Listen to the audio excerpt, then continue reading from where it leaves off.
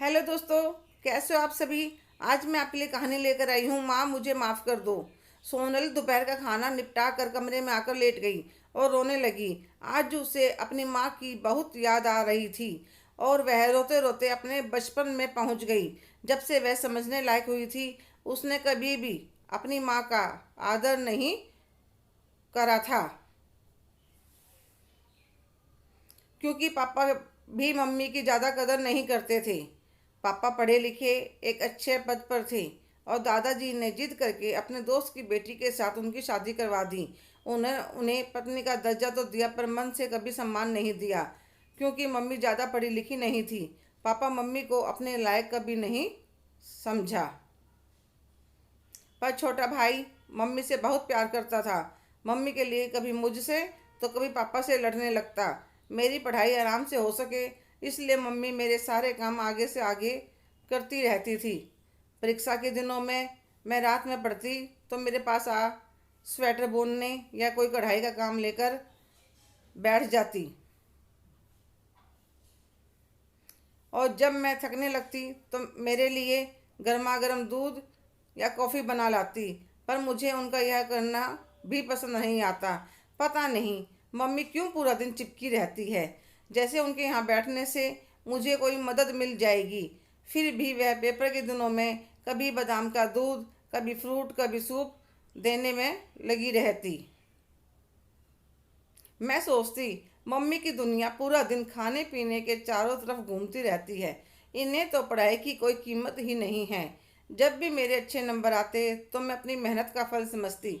मैं टीचर बनना चाहती थी, इसलिए मैंने बीएड करने की सोची और एडमिशन ले लिया। पहले साल के पेपर दे दिए और उनका रिजल्ट बहुत अच्छा आया था।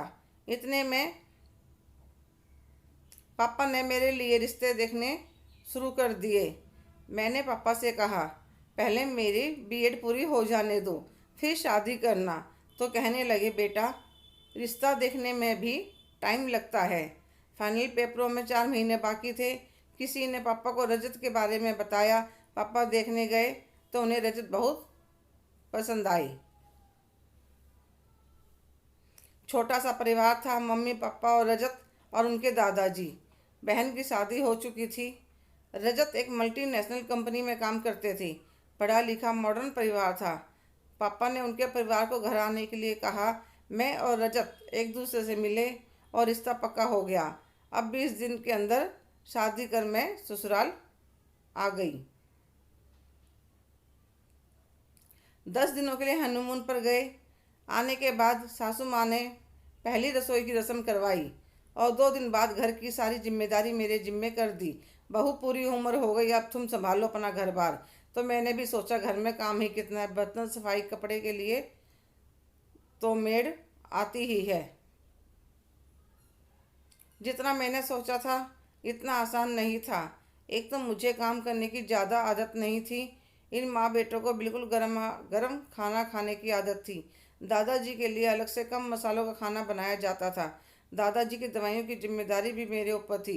दादाजी को हर रोज़ शाम को सूप पीने की आदत थी, जिस सूप को मैं मुँह बनाकर पीती थी। अब पता चला बनाने में कितनी मेहनत होती है। पेपर पास आने लग रहे थे। पढ़ने का बिल्कुल भी टाइम नहीं मिलता था। छोटे छोटे कामों में पूरा दिन निकल जाता था। रात को पढ़ती तो रजत गुस्सा हो जाते। एक दिन सासू माँ से कहा, पेपर होने वाले हैं, थोड़ी सी मदद आप भी करवा दीजिए। तो मैं वे कहने लगी, बहू हमने पढ़ने की इजाज़त दी है, वह थोड़ी है क्या, और हमसे किसी प्रकार की उम्मीद मत करना। तो आज कमरे में आते ही आंसू बहने लगे। आज माँ की कमी महसूस हो रही थी और उनकी ममता की कीमत, जिसकी कभी कदर नहीं करी। पेपर खराब हो गए तो सारी मेहनत पर पानी फिर जाएगा। कैसे समय निकालूं समझ में नहीं आ रहा था।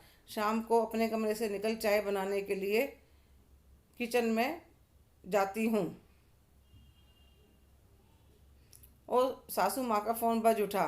मैं चाय देने उनके कमरे में गई तो वह कहने लगी, तुम्हारे पापा का बहुत मन कर रहा है मिलने का, तुम्हारी मम्मी का फ़ोन आया था, 10-15 दिनों के लिए भेज दीजिए, शादी के बाद एक बार भी रुकने नहीं आई है। सुबह तुम्हारा भाई आएगा, अपनी पैकिंग कर लो। ठीक है मम्मी जी। रात का खाना बनाने के बाद रजत अपने दादाजी के पास बैठे थे। इतने में मैंने फटाफट अपनी पैकिंग कर ली, 2 जोड़ी कपड़े रखे, बाकी सारी किताबें रख ली, क्योंकि पेपर की मार्कशीट आ चुकी थी। जब मायके में होंगी तभी पेपर होंगे। सुबह जल्दी उठकर जल्दी जल्दी नाश्ता तैयार कर सबको करवा दिया और तैयार हो गई। भाई लेने आया, उसको चाय नाश्ता करवा कर कुछ देर बाद भाई के साथ मायके आ गई। घर आकर मम्मी से पूछा, पापा कहाँ हैं? ऑफिस गए हैं। मम्मी जी कह रही थी तुम्हारे पापा को तुम्हारी बहुत याद आ रही है। बिटिया, यह बात तुम्हारे पापा के सामने मत कहना। क्यों मम्मी? वह तुम्हारी पेपर शुरू होने वाले हैं ना, इसलिए तुम्हें बुलाया। क्योंकि ससुराल में इतना समय नहीं मिलता, फाइनल पेपर हैं, अच्छे नहीं हुए तो सारी मेहनत खराब चली जाएगी, इसलिए पापा का नाम लेकर तुम्हें बुला लिया। तो सोनल माँ के गले लगकर रोने लगती है। माँ, मुझे माफ़ कर दो, आपने हमेशा मेरा इतना ध्यान रखा, इतना लाड दिया। पगली, माँ से माफ़ी नहीं मांगते और रोते नहीं हैं। आजा, ससुराल से आई है, गर्मा गर्म चाय पी ले, फिर पेपरों की तैयारी करना। पता है मम्मी, मैंने ससुराल में सारी जिम्मेदारी संभालना सीख लिया है। मुझे पता है मेरी लाडो बहुत होशियार है। अब कुछ दिनों के लिए पेपर में ध्यान लगा और अच्छे नंबर लेकर आने हैं। हाँ मम्मी, मैं बहुत मेहनत करूँगी। आप रात को मेरे पास बैठोगी? हाँ बिटिया। तो दोनों हंसने लगती हैं। हेलो दोस्तों, कैसे हो आप सभी? आज की कहानी आपको कैसी लगी कमेंट करके ज़रूर बताइएगा।